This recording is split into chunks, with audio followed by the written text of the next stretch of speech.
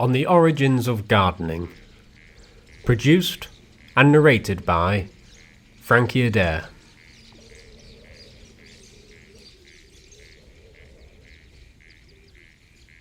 For 2.5 million years, we had possessed the skills to gather plants in the wild for sustenance.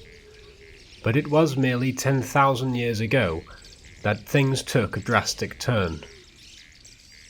The surprising part is that this drawn-out phasing into a definably different age of human ingenuity was unwittingly felt synchronously across the globe by the 1st century AD. We started sowing seeds, then snap, wheat, circa 9000 BC. Watering plants became the longest-standing fad, then boom, peas and lentils, 8000 BC. The equivalent of the hardest nutcase on the block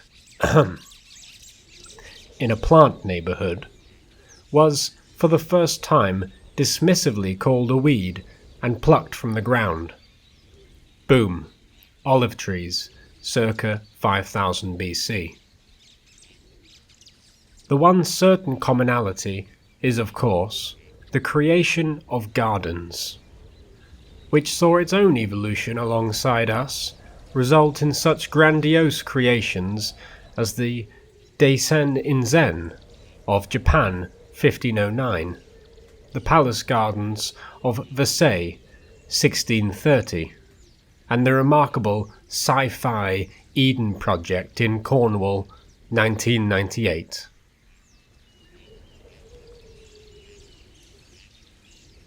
The garden is for all accounts a place of convergent habit that has developed alongside virtually all cultures across the planet.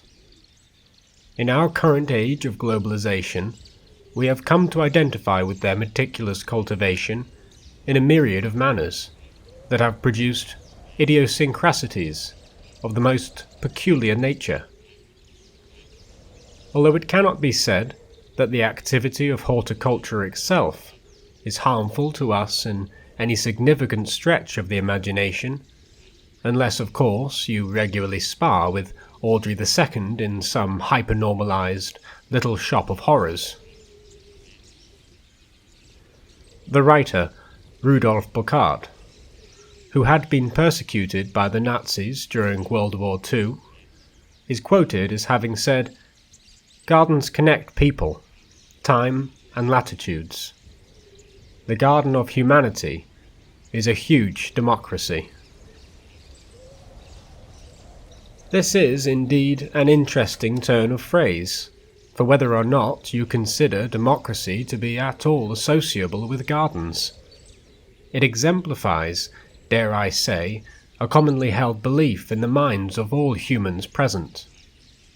That is the idea of a garden being a verb, or to put it more precisely, a thing which exists beyond matter and therefore applicable in an abstract fashion to concepts that do not themselves have a truly physical avatar within the world.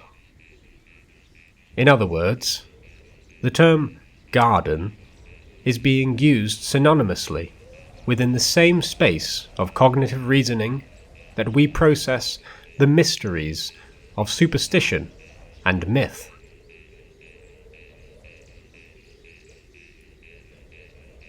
Now, that might have sounded rather profound, but you might also have rolled your eyes at the superfluousness of pointing a finger at gardens and noting their use in our cultural identities. You'd be right to do so, since our histories are riddled with the idea of worship within the contexts of nature. For it is that primordial habitat from which we can recognize our origins. Greek myth tells us that during the period of cosmic war known as the Titanomachy, sprites and spirits emerged like the microbacteria that appear when death has been, and they laid claim to their pockets of Eden. Once Olympus was secured, Zeus named Demeter the mother of harvest, and therein our hard labours on the field were given purpose in praise of the divine giver that bestows the crop its bounty.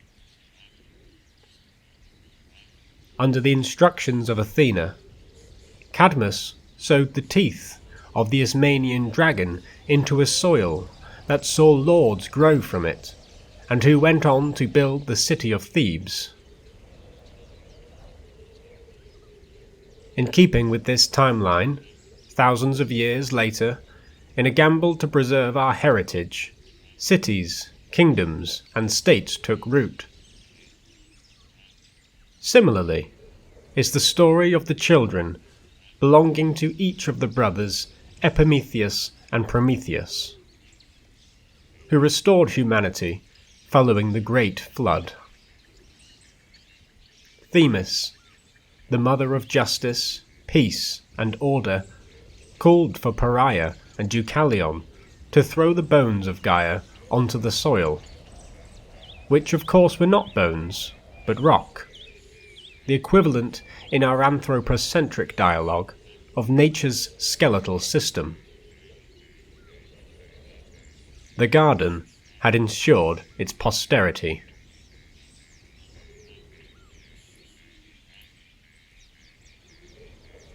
I'm not all that swayed, however, by the overlap between nature, sedentarized lifestyles, and the idea of gardens being a purposeful intervention between the two.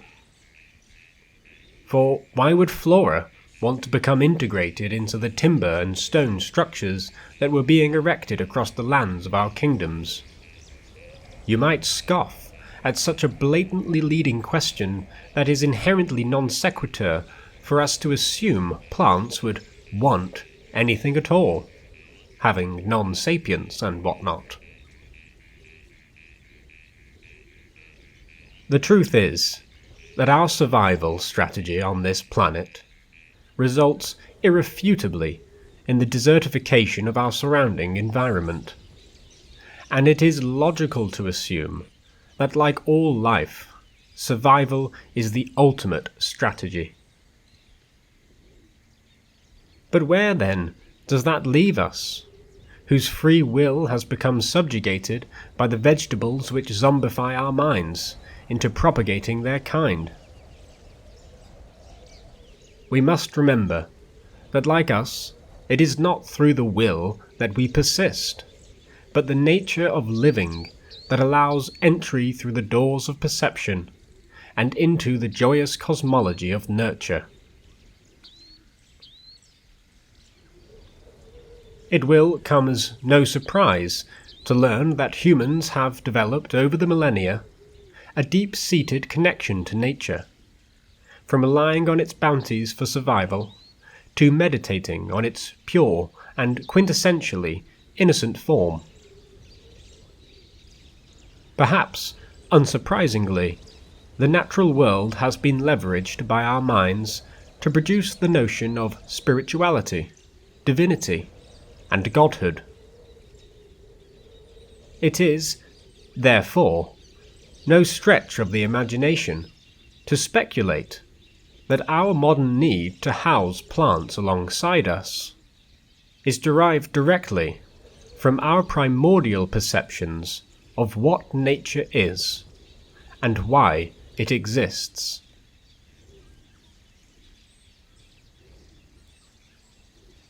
H.G. Wells wrote in 1894 of a strange orchid taken in by an unfortunate fancier with hopes of growing it into a remarkable plant, but who was instead parasitized by its roots and drained of blood as a jungle leech latches on to an unsuspecting victim.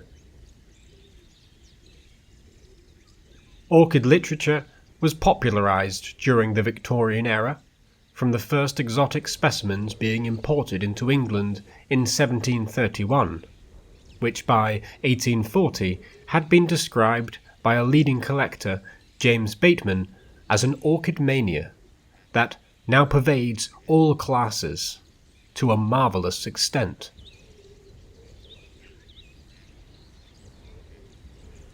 In Darwin's book, The Various Contrivances by which British and Foreign Orchids are fertilized by insects, he describes cases of coevolution as resulting in a dependency between orchid plants and their pollinator moths, so that each is specifically evolved to survive only by the continued existence of the other.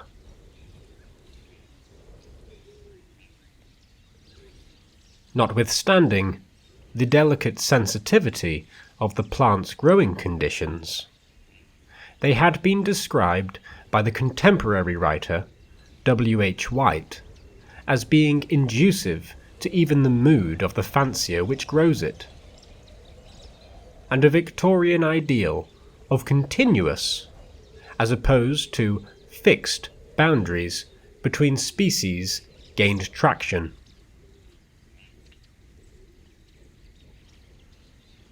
As the role of pollinator was taken on by the avid fancier, much sentiment around the idea of humans and orchids having an intimate relationship circulated.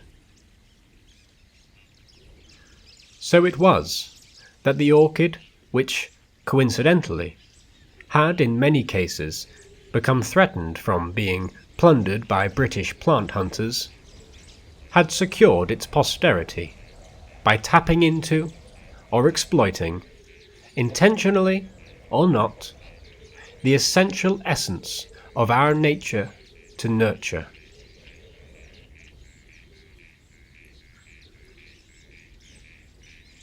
A perfect expression of our metaphysical relationship with gardens is presented in the Japanese tradition of Zen gardening, which can trace its origins to the wealthy estates of the Chinese elite during the Yamato period of 250 to 710 AD. These elegant displays of artwork have lived to serve much the same function as what stained-glassed windows do in cathedrals, by uplifting the observer into a visionary state of contemplation and introspection. Indeed, the very act of maintaining such unnatural expressions of the natural world has provided the monks which tediously toil in the painstaking arrangement of these three-dimensional paintings with a kind of active meditation. Somewhat incongruously, then, we have returned to the notion of our ideas surrounding the garden as being abstract and not necessarily at all associated with the cultivation of plants, but with the seeking mind, attempting to encapsulate the chaos that surrounds our constructed lives. Take, for example, the arid desert of Egypt, and see there the son of Horus being raised by his mothers, protected on all sides by a luscious garden amidst the scorching heat beyond. Here, in this place of Eden, safe from the outside world, we can know who we are with clarity, and passively relinquish those artificial elements of ourselves that serve no other purpose than to fuel a worldwide social experiment.